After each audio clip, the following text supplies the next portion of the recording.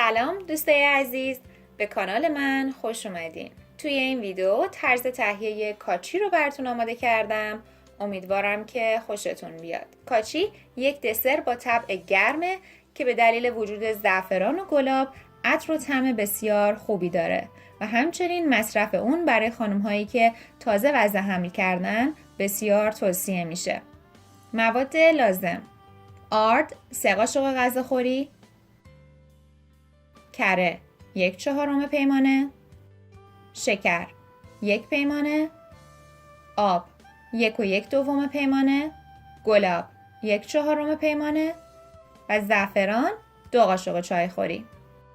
ابتدا شکر رو به همراه آب داخل یک قابلمه ریخته اون رو روی حرارت متوسط گاز میذارم تا شکر کاملا حل بشه.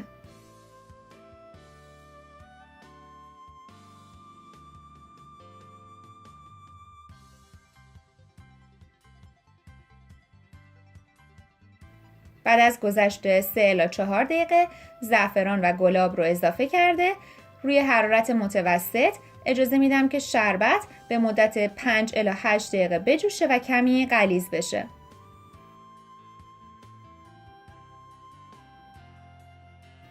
حالا داخل یک قابلمه دیگه آرد رو ریخته و اون رو تفت میدم.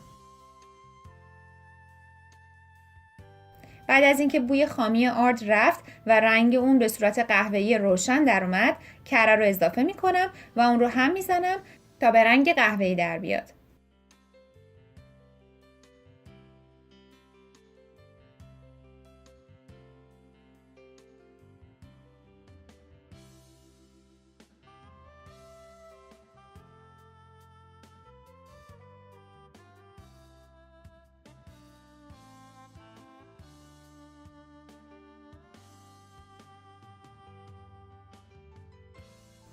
حرارت رو خاموش کرده و شربت رو به آرامی به ترکیب آرد و کره اضافه میکنم.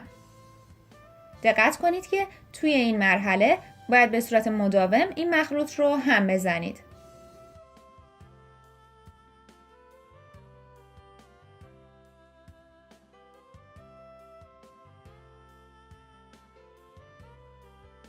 بعد از اینکه شربت رو ریختم دوباره قابلمه رو روی حرارت متوسط رو به کم گاز میذارم و کاچی رو هم میزنم تا کمی قوام بیاد و غلیظ بشه.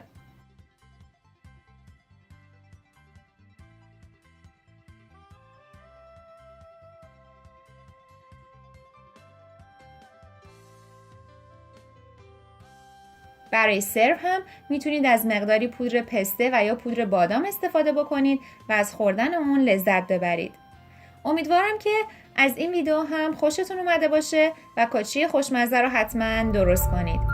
همچنین خوشحال میشم که این ویدیو رو لایک کنید، به اشتراک بذارید و سابسکرایب کرده و عضو کانال بشید.